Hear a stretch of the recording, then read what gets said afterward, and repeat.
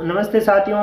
आज अपन इस क्लास में कक्षा 9 की प्रश्नावली 10 हीरोन के सूत्र का प्रारंभिक अध्ययन करेंगे। ये प्रश्नावली कक्षा 9 के नए सिलेबस 2023-24 पर आधारित होने वाली है। तो चलिए, स्वागत है आपका हमारे YouTube चैनल पर। आपने इस क्लास को ज्वाइन किया तो आपसे अनुरोध है कि आप इस क्लास को पूरा देखिए ताकि आगे की जो बिंदुगत प्रश्नावलियाँ अपनी उनको हल करने में यह महत्वपूर्ण साबित हो सके। चलिए, सबसे पहले हम वो बात कर लेते हैं जो हम इस क्लास में पढ़ने वाले हैं। हम पढ़ने वाले हैं आज कक्षा 9 की प्रश्नावली 10वीं, जिनका नाम है हीरोन का सूत्र, गणित विषय की है। इसका अध्ययन हम इस पैनल में करने वाले हैं, इस क्लास में हम करने वाले हैं। सबसे पहले हम बात करते हैं, प्रश्नावली का नाम है हीरोन का सूत्र। तो हीरोन के बारे में बात करते हैं कि हीरोन क्या चीज़ है। हीरोन मिस्र के अलेक्जेंड्रिया नामक स्थान पर जन्मे महान गणितज्ञ, यानी एक महान गणितज्ञ, यानी पुरुष का नाम है, युग पुरुष का हीरोन नाम का कोई गणितज्ञ थे जो मिस्र के अलेक्जेंड्रिया नामक स्थान पर जन्मे थे। सेकंड पे हम बात कर लेते हैं कि उन्होंने ऐसा क्या काम किया था ताकि हम आज इसके बारे में पढ़ रहे हैं। तो इन्होंने अनुप्रायोगिक गणित यानी अप्लाइड मैथमेटिक्स पर काम किया था, यानी ऐसे गणित पर उन्होंने क्या काम किया था जो प्रयोग में आने लायक होती है, हम हर जगह प्रयोग करते हैं। तो देखिए, अब हम बात कर लेते हैं कि हीरोन जो मिस्र के अलेक्जेंड्रिया नामक स्थान पर जन्मे महान गणितज्ञ थे जिन्होंने अप्लाइड मैथमेटिक्स पर काम किया था, उनकी पहचान क्या है। उनकी पहचान यानी उन्हें किस रूप में पहचाना जाता है। तो यहाँ देखिए, हम इसके बारे में बात करें तो गणित और भौतिकी विषयों पर इतना अधिक और विभिन्न प्रकार का कार्य था। इनका कार्य जो था वो इतना अधिक और विभिन्न प्रकार का था, कहाँ पे, गणित और भौतिकी पर, कि उन्हें इन क्षेत्रों का विश्व कोण संबंधी यानी एनसाइक्लोपीडिया लेखक समझा जाता था। विश्व कोण मतलब हम बोलते हैं नहीं, दृष्टिकोण, जैसे दृष्टि से संबंधित, तो विश्व कोण मतलब विश्व से संबंधित लेखक समझा जाता था। किस रूप में? गणित और भौतिकी से संबंधित। क्यों? क्योंकि इनका जो कार्य था वो इतना अधिक और विभिन्न प्रकार का था कि उन्हें विश्व कोण संबंधी लेखक समझा जाता था। नेक्स्ट हम बात करते हैं कि इन्होंने जो कार्य किया विश्व कोण संबंधी, यानी एक वर्ल्ड लेवल का जो कार्य किया, ज्ञान दिया, वो किस क्षेत्र में दिया था, इनका कार्य क्षेत्र क्या था। तो कार्य क्षेत्र की बात करें तो इन्होंने मेंसुरेशन यानी क्षेत्रमिति की समस्याओं से संबंधित अपना कार्य किया था। मेंसुरेशन मतलब किसी भी आकृति का क्षेत्र निकालने से संबंधित कार्य जो होता है वो मेंसुरेशन क्षेत्रमिति की श्रेणी में आता है। फिर हम बात कर लेते हैं कि इन्होंने अपनी एक पुस्तक लिखी। तो इन्होंने अपना जो ज्ञान कलेक्ट किया, तो उनकी पुस्तक के बारे में बात करते हैं कि इन्होंने 3 पुस्तकें लिखी थी। यहाँ लिखा है कि इन्होंने 3 पुस्तकें लिखी। तो पुस्तक 1 में वर्गों, आयतों, त्रिभुजों, समलंबों, अनेक प्रकार के विशिष्ट चतुर्भुजों, समबाहुभुजों, वृत्तों के क्षेत्रफलों, बेलनों, शंकुओं, गोलों इत्यादि के पृष्ठीय क्षेत्रफल का वर्णन किया। यहाँ बहुत सारी बातें हैं। ये देखिए, 1 नंबर पुस्तक में इन्होंने क्या किया था, वर्ग, आयत, त्रिभुज, समलंब, अनेक प्रकार के विशिष्ट चतुर्भुज, समबाहुभुज, वृत्त के क्षेत्रफल, बेलन, शंकु, गोले इत्यादि के पृष्ठीय क्षेत्रफल आदि के बारे में इन्होंने बात किया था। अर्थात इनका जो कार्य क्षेत्र था वो मेंसुरेशन यानी क्षेत्रमिति से संबंधित था। तो क्षेत्रमिति से संबंधित उन्होंने बहुत प्रकार का कार्य किया था और उसको पुस्तक अपनी 3 पुस्तकों में से 1 नंबर पुस्तक में इन्होंने लिख के लोगों के सामने प्रस्तुत किया था, जिस वजह से आज हम इनको पढ़ रहे हैं।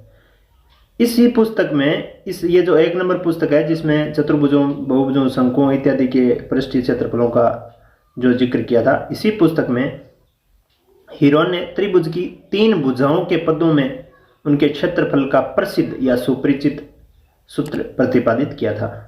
आज हम जो ये क्लास पढ़ रहे हैं, ये क्लास पढ़ने का जो मुख्य कारण है कि हीरोन ने एक सुपरिचित सूत्र दिया था, यानी एक विश्व प्रसिद्ध सूत्र दिया था जो किसी त्रिभुज की 3 भुजाएं ज्ञात होने पर उसका क्षेत्रफल निकालने से संबंधित होता है। तो ये जो सूत्र है, ये सूत्र हीरोन ने अपनी 1 नंबर पुस्तक में ही लिख के बताया था। वो सूत्र क्या है उसका हम जिक्र आगे करेंगे।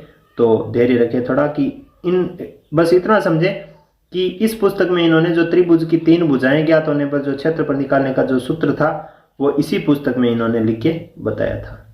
नेक्स्ट चलिए अगले पैनल पे। इस पैनल पे जो जो बातें हमने की है उन बातों को आप अपनी कॉपी में नोट डाउन जरूर कर लीजिए, ताकि इस प्रश्नावली की प्रारंभिक जानकारी जो है हमें बेहतर तरीके से समझ में आ जाए और आगे किसी भी प्रकार के सूत्रों और अपने प्रारंभिक ज्ञान का अभाव हमें न नजर आए। चलिए नेक्स्ट जो बातें हमने की है उन्हीं बातों का थोड़ा रिपीटेशन करते हुए, मिक्सिंग करते हुए नई बातें सीख लेते हैं। हीरोन, जिनका जो अपना जीवन काल था वो 10 साधारण युग पूर्व से 70 साधारण युग पूर्व के मध्य माना गया है।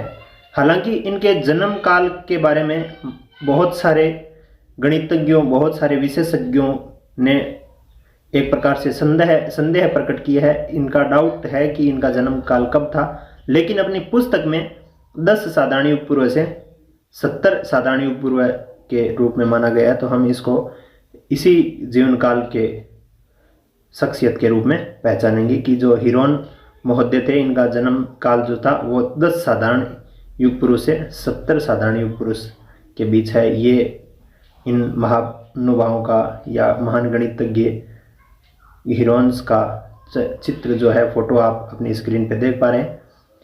अब देखिए इनका ज्यामिति कार्य मुख्यतः मेंसुरेशन यानी क्षेत्रमिति समस्याओं से संबंधित था। किसी भी प्रकार की आकृतियों का क्षेत्रफल निकालने से सबसे महत्वपूर्ण है त्रिभुज, जिसके बारे में हम पढ़ेंगे। तो इनका जो ज्यामिति से संबंधित जो मुख्य कार्य था वो क्षेत्रमिति से संबंधित था, जैसा हमने पीछे जिक्र भी किया था।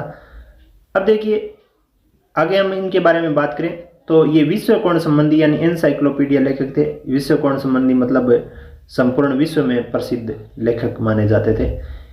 अपना ज्ञान उन्होंने 3 पुस्तकों में लिखा था, ये भी बात हमने कर ली। ये अलेक्जेंड्रिया शहर में जन्मे थे, ये भी हमने बात कर ली। इन्हीं का मिक्सिंग रूप हम पढ़ रहे हैं, जो पीछे पढ़ा है उन्हीं को रिपीट भी हो रहा है और नया भी ज्ञान इसमें जुड़ रहा है। 2 नंबर स्लाइड जो हम पढ़ रहे हैं इसमें इन्होंने आनुपारिकी गणित यानी अप्लाइड मैथमेटिक्स पर कार्य किया था। ये मिस्र देश के अलेक्जेंड्रिया शहर के थे, तो मिस्र देश तो इनका जो मुख्य अपना स्वदेश था वो मिस्र देश था और अलेक्जेंड्रिया शहर में इनका जन्म हुआ था।